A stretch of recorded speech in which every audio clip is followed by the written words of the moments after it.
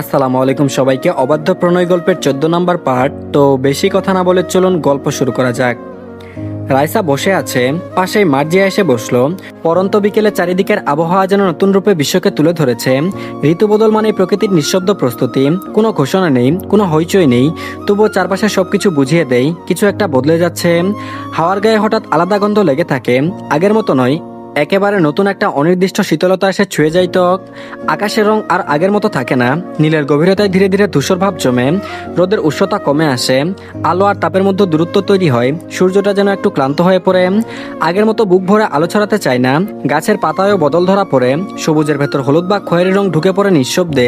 কিছু পাতা শক্ত করে ডাল আঁকড়ে ধরে রাখে নিজেদের, আর কিছু পাতা কোনো অভিমান না রেখেই মাটিতে ঝরে পড়ে। সেই ঝরে পড়া পাতার শব্দটুকু আলাদা রকমের শান্তি এনে দেয়। ভেতরের বাতাসে শিশির জমতে শুরু করে, ছুলে মনে হয় রাত তার সমস্ত ক্লান্তি রেখে গেছে ঘাসের আগায়। সন্ধ্যাবেলা কুয়াশার আভাস মেলে, যদিও সে পুরোপুরি নামে না, শুধু জানান দিয়ে সে আসছে। মানুষের মনেও ঋতুর ছোঁয়া লাগে, কথা কমে যায়, চোখে চিন্তার ছায়া পড়ে, পুরনো স্মৃতিগুলো অকারণে মনে পড়ে যায়, যেন প্রকৃতির বদলের সাথে সাথে মানুষের ভেতরেও কিছু একটা খসে পড়ে। অপ্রয়োজনীয় আশা, পুরনো ব্যথা, কিংবা না বলা কিছু কথা। এই ঋতু বদলের সময়টাই সবচেয়ে নীরব, আবার সবচেয়ে গভীর। এখান থেকে জন্ম নেয় নতুন গল্প, নতুন অনুভূতি। কারণ পরিবর্তন কখনোই হঠাৎ আসে না, সে ধীরে ধীরে হৃদয়ের দরজায় করা নাড়ে। মার্জিয়া রাইসাকে বলে উঠল, তোমার বান্ধবীর সাথে দেখা হয়েছিল, জিজ্ঞেস করেছিল তুমি কেন কলেজে যাওনি। রাইসা মার্জিয়ার দিকে ঘুরে তাকালো। মার্জিয়া আবারও বলল, আমি বলেছি তুমি অসুস্থ, তাই যেতে পারোনি। ও মা মেয়েটার সাথে সাথে লাফিয়ে উঠে জিজ্ঞেস করলো, তোমার কি হয়েছে, ডাক্তার দেখিয়েছে কিনা, কবে ঠিক হবে। আমাদের বাড়ির ঠিকানাও নিয়েছে, বলেছে কালকেও যদি না যেতে পারো তাহলে দেখতে আসবে। আবার তোমার ফোন নাম্বারও চেয়েছিল, কিন্তু তোমার ফোন নেই বলে আমার নাম্বার নিয়েছে। মেহেরিমা নওয়ান চা বানিয়ে এনে বসলো। মার্জিয়ার সব কথাই কর্ণগোচর হলো। তিনি জিজ্ঞেস করলো, তাই নাকি। মার্জিয়া হাসতে হাসতে বলল, হ্যাঁ মা, আর মেয়েটা খুবই চঞ্চল, একেবারে আমাদের রাইসার বিপরীত। এত এত কথা বলে তুমি দেখেই অবাক হবে। আমি ভেবে পাচ্ছি না রাইসার সাথে বন্ধুত্ব হলো কি করে। রাইসাও বিস্ময় খেলো, নতুন শহরে মানুষগুলো কি আসলেই এতটা ভালো। ছবির মতো মুখোশের আড়ালে মনে হচ্ছে। গ্রামের বাড়িতে যেখানে 2 পয়সার দাম পেত না, সেখানে এত এত অচেনা মানুষ ওকে কেন ভালোবাসছে। ওর কাছে কি কোনো চোখের ধন আছে। জানা মতে তার 1 পয়সা নেই, যেখানে ধন সম্পদ কোথায় হতে উড়ে আসবে। তাহলে এত ভালোবাসা কিসের। আর এদিকে অফিসের 4 দেওয়ালের কাজের এত চাপে মন কোথায় পড়ে আছে জানা দূর। মনের সাথে এক প্রকার যুদ্ধ করে দ্বন্দ্বয়মান পাহাড়ের মতো বসে আছে। চঞ্চল চিত্তে বারবার স্মরণীয় হয়ে উঠছে 2 ভীতিকর চোখের এক আঙুলের মেয়েটার। বিরক্ত হয়ে খানিক রাগে উঠল। কি আছে মেয়েটার মাঝে, আমি কি দুর্বল হয়ে পড়েছি নাকি। নো, কোনোভাবে আমাকে দুর্বল করা সম্ভব নয়। রাইসা মার্জিয়ার রুমে বসে আছে। রাত তখন 8টার কাছাকাছি। রাইসার ফোন নেই সেই বিষয়ে তেমন কোনো ভাবনা ছিল না, তবে মার্জিয়া এসে বলায় কর্ণকুহরে পরে তৎক্ষণাৎ মার্কেটে গিয়েছিল রাইসার জন্য ফোন কিনতে। ভালো একটা অ্যান্ড্রয়েড ফোন কিনে এনে দিয়েছে মেহেরিমা নয়ন নিজে। মেয়েটার তো ইচ্ছে আছে ফোন চালানোর, তাছাড়া ও এখানে এসে তেমন কারোর সাথে কথা বলে না। মেহেরিমা নয়ন নিজে ফোন করে রাইসার সাথে তার বাবা মায়ের কথা বলিয়েছে। নাবিলা বেগম বিরক্ত হলে চুপচাপ সহ্য করে কথা বলেছে। রাইসার বাবাও ঠিক তেমনই। মার্জিয়া রাইসাকে কিনে দেওয়া ফোন অন করে দিতেই রাইসার চোখ ঘুরে ঘুরে মার্জিয়ার রুম দেখছে। বিশাল রুমে একটা বেড, আলমারি সহ যাবতীয় সবকিছু বিদ্যমান। তবে নূরের চোখ আটকে যায় দেয়ালের বড় একটা বুকশেল্ফের দিকে। পুরো বুকশেল্ফ জুড়ে শুধু উপন্যাসিক বই, যা দেখে চোখ দুটো ছানা বড়া হয়ে গেল রাইসার। বড় টেবিলে পড়ার বই আর এত এত উপন্যাসের বই দেখে মাথা ঘুরে যাওয়ার মতো অবস্থা। রাইসা মার্জিয়াকে বলল, আচ্ছা আপু, এত এত গল্পের বই কি তোমার। মার্জিয়া হেসে বলল, আমার রুমে আমারই তো বই হবে তাই না, কেন তুমি কি ভেবেছিলে অন্যর বই। রাইসা বলল, না আপু, আসলে একজন মানুষের এত বই থাকতে পারে আমি জানতাম না। মার্জিয়া বলল, কেন তোমার বুঝি গল্পের বই নেই। রাইসা মলিন মুখে বলল, জানো আপু, আমাকে তো পড়াশোনা করার জন্য একটা বই কিনে দিত না। স্কুলে গিয়ে বান্ধবীদের বই দেখে লিখে নিয়ে আসতাম, সেটা পরেই কোনো রকম পরীক্ষা দিতাম। সেখানে তোমার শুধু গল্পের বই দিয়ে বুকশেল্ফ ভরা। রাইসার কথাগুলো শুনে মার্জিয়ার হাসিটা ধীরে ধীরে মিলিয়ে গেল, চোখে একরাশ মায়া জন্মে উঠল। ফোনটা অন করে রেখে পাশে এসে বসলো। মার্জিয়া নরম গলায় বলল, এজন্যই কি বই দেখলে এত অবাক হচ্ছিলে। রাইসা লজ্জায় মাথা নিচু করে রইল, তারপর বলল, অবাক না আপু, একটু আফসোস। ইচ্ছা ছিল অনেক পড়ব, কিন্তু ইচ্ছা আর বাস্তব তো সবসময় এক হয় না তাই না। মার্জিয়া কিছুক্ষণ চুপ করে রইল, তারপর বুকশেল্ফের দিকে তাকিয়ে বলল, আজ থেকে এটা শুধু আমার বুকশেল্ফ নয়, এটা আমাদের। তুমি যখন খুশি আমার রুমে এসে বই পড়বে, নিজে ঘরেও নিয়ে যাবে, যেটা পড়তে চাইবে সেটাই পড়ো। রাইসা চমকে উঠে তাকালো। রাইসাকে এমন আবেগরত হতে দেখে মার্জিয়া বলে উঠল, তুমি এভাবে তাকিয়ে আছো কেন, বিশ্বাস হচ্ছে না বুঝি। রাইসার চোখ দুটো অদ্ভুতভাবে চকচক করে উঠল, যেন বহুদিন পর কোনো হারানো স্বপ্ন হঠাৎ সামনে এসে দাঁড়িয়েছে। ধীরে ধীরে উঠে বুকশেল্ফের সামনে গেল, আঙুল বুলিয়ে দিল বইয়ের মোলাটে। কোনোটা নতুন, কোনোটা পুরনো, সবকটাতেই গল্পের গন্ধ। তারপর বলল, আপু আমি কি আজ একটা নিতে পারি? মার্জিয়া বলল, আজ না, এখনই নাও, আর আমার থেকে অনুমতি নেওয়ার কোনো প্রয়োজন নেই। নিজের বোন মনে করে যখন তখন আসবে। তোমাকে আমার খুব ভালো লাগে, এমনি আমার কোনো বোন নেই, তার উপর ভাইয়া কেমন রাগী, তার সাথে বছরেও দুটো কথা বলা যায় না, মেপে মেপে কথা বলতে হয়। রাইসা শুনলো তার অদেখা স্বামীর রাগের কথা। বিয়ের প্রায় 15-20 দিন হতে চললো, অথচ আজ পর্যন্ত নিজের স্বামীর মুখ দেখার ভাগ্য হয়নি। হয়েছে, তবে সেটা অন্ধকারে। লিলিহান শিখার নেই গর্জে উঠেছিল রাইসাকে দেখে। অবশ্য এমনই হবে, বইয়ের জায়গায় শালিকে বিয়ে করার মতো খারাপ কপাল বোধহয় পৃথিবীতে আর দুটো হয় না। রাইসা একটা বই হাতে টেনে নিল, বইয়ের নামটা পড়ে ঠোঁটের কোনো অল্প হাসি ফুটে উঠল। বুকের ভেতরটা কেমন হালকা লাগছে। এই বাড়িতে এসে বারে বারে তার সকল স্বপ্ন ছুঁতে পারছে ঠিক স্বপ্নের মতো। আর এদিকে এসির ঠান্ডা বাতাসেও তার কপালের ভাঁজগুলো গলছে না। টেবিলের ওপর ছড়িয়ে থাকা ফাইলের দিকে তাকিয়ে আছে গম্ভীর দৃষ্টিতে। ঠিক তখনই দরজা খুলে ঢুকে পড়ল দুই মহামানব। একজন জিহাদ, মুখে সারাক্ষণ বাঁকা হাসি, চোখে শয়তানি ঝিলিক। আরেকজন ফাহিম, হালকা শান্ত টাইপ, কিন্তু সুযোগ পেলে আগুনে ঘি ঢালতে এক চুলো দেরি করে না। জিহাদ ঢুকেই দরজা লাগিয়ে দিল, তারপর চেয়ারে না বসে সোজা টেবিলের সামনে দাঁড়িয়ে নাটকীয় গলায় বলল, কি ব্যাপার মশাই, এত সারাদিন এই যন্ত্রের দিকে তাকিয়ে থাকিস কিভাবে?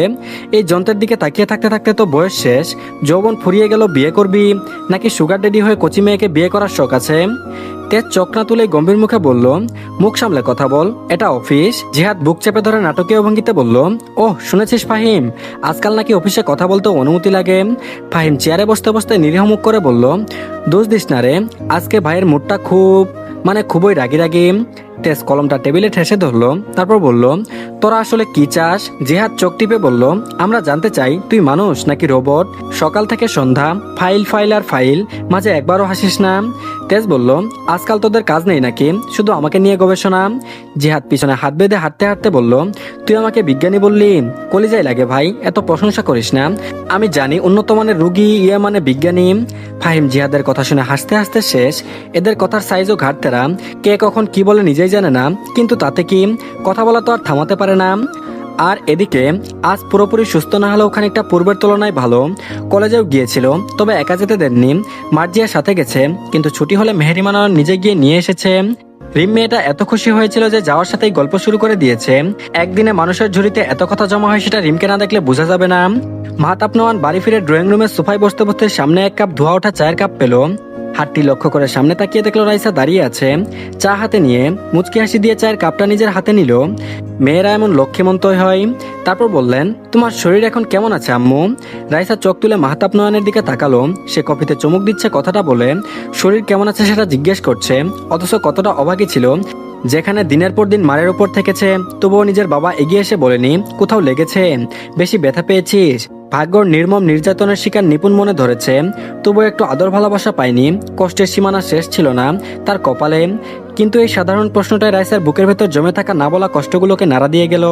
সে চুপচাপ দাঁড়িয়ে রইল, চোখের কোণে জমে ওঠা জলটুকু কষ্ট করে আটকে রাখলো। এত বছর ধরে শরীর ভালো না থাকলেও কেউ তো এভাবে জানতে চায়নি। মাহতাব নোয়ান উত্তর না পেয়ে আবারও বলল, জ্বর কমেছে? ওষুধ ঠিকমতো খেয়েছে তো? রাইসা মাথা নাড়িয়ে জবাব দিল, জি আব্বু, এখন আর জ্বর নেই। যাক আলহামদুলিল্লাহ, আর তুমি কোনো ভয় পেও না, আমরা তো আছি। রাইসা নত মস্তিষ্কে শ্বশুরের কথা শুনলো, ভালো লাগা হৃদয় স্পর্শ করে গেল। দেখতে দেখতেই বাড়িতে প্রবেশ করলো তেজ। রাইসা দরজার দিকে পিঠ থেকে মাহতাব নোয়ানের দিকে দাঁড়িয়েছিল। তারপর বলল, তেজ তুমি? কথাটা অসময়ের জন্যই বলেছে। শ্বশুরের মুখে স্বামীর নাম শুনে রাইসার গায়ে কাটা দিল। না জানি আবার কোন কুরুক্ষেত্র হতে চলেছে তাকে নিয়ে। রাইসা সর্বদা মাথার কাপড় চড়িয়ে থাকে, তাই আলাদা করে মাথা রাখতে হলো না। এমনি থেকেও সম্মুখ না হলে রাইসার মুখ দর্শন করার উপায় নেই, সেইভাবেই উনা পড়ে থাকে। তেজের মেজাজ সপ্তদশে পৌঁছে গেল। চোয়াল শক্ত করে জবাব দিল, কেন, আমি কি আসতে পারবো না? আমার জন্য কি বাধ্যবাধকতা রয়েছে? মাহতাব নয়ন বলল, কি সব বলছো? আমি বলেছি এই সময় তো আসো না। তেজ বলল, এখন কি আমাকে নির্দিষ্টতা মেনে ঘড়ির কাটার সময় দেখে দেখে বাড়িতে আসতে হবে? মাহতাব নয়ন ছেলের এমন কথা শুনে অবাক হলেন না। এই ছেলে যে তার, সেটাই মাঝে মাঝে কনফিউজ হয়ে যায় তিনি। সামান্য একটা কথায় এভাবে রেগে যাচ্ছিস কেন? রাইসা এদের বাবা ছেলের কথার মাঝে চুপ করে সিঁড়ি বেয়ে উপরে উঠতে লাগলো। তেজ ক্ষীণ নজরে সেই দিকে একবার তাকালো। রাইসা সিঁড়ি পার হয়ে বারান্দায় উঠছে। তেজ বাবার সাথে তর্ক শেষ করে হাঁটা দিল নিজের রুমের দিকে। রাইসা রুমের দরজায় হাত দিয়েছে রুমে ঢুকবে বলে। ইতিমধ্যে সেখানে তেজের আগমন। তারপর বলল, এই মেয়ে, রাইসার হাত থমকালো, বুকের ভেতর ঝড় বইতে গেল। এখন কি করবে? রাইসা চুপচাপ আগের নেই দাঁড়িয়ে আছে, তবে মুখে কোনো কথা নেই। তেজ একটু এগিয়ে এসে বলল, এই মেয়ে, কানে কথা শুনতে পারো না নাকি? রাইসা শুধু মাথা ঝাঁকালো, তারপর বলল, এভাবে ওই দিক হয়ে আছো কেন? আমার দিকে হও। রাইসার অন্তরাত্মা বেরিয়ে আসার উপক্রম, নিশ্চয়ই এখন তার শাস্তি উপযুক্ত। তাকে খানিক কথা শুনিয়ে দিবে তার স্বামী নামক ব্যক্তিটি। নত মস্তিষ্কে ঘুরে দাঁড়ালো, চোখ ছুঁই ছুঁই, ঘুমটা নাক থেকে মুখটা দেখা যাচ্ছে তাও স্পষ্ট নয়। হাত পা অনবরত থরথরিয়ে কাঁপছে। তেজ পা থেকে মাথা পর্যন্ত রাইসাকে দেখে নিল। রাইসা যে চোখ তুলে ওপরের দিকে তাকাবে সেটাও পারছে না। তেজ বলল, আমি সামনে, নিচে নই। শরীর কেমন এখন? রাইসা তড়িৎ বেগে নয়নজোড়া উপরের দিকে তাকালো। সাথে সাথে যেন রাইসা চমকে উঠল, দুই কদম পিছিয়ে আবারও চোখ নিচে করলো। সে ভেবেছিল তার অদেখা স্বামী হবে, কিন্তু না, তার সামনে সেই দিনের সেই পুরুষ দাঁড়িয়ে আছে। রাইসা বলল, আপনি এখানে?